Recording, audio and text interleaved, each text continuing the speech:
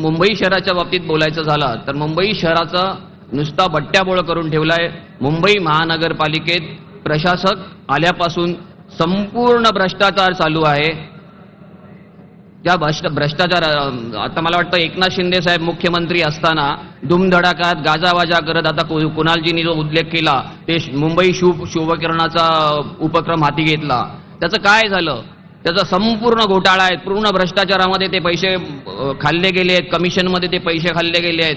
त्यानंतर जे काही रस्ते बांधले गेले, रस्त्यांचं म्हणजे एकनाथ शिंदे साहेबांनी त्यावेळेला घोषणा केली होती खड्डेमुक्त मुंबई करून दाखवू।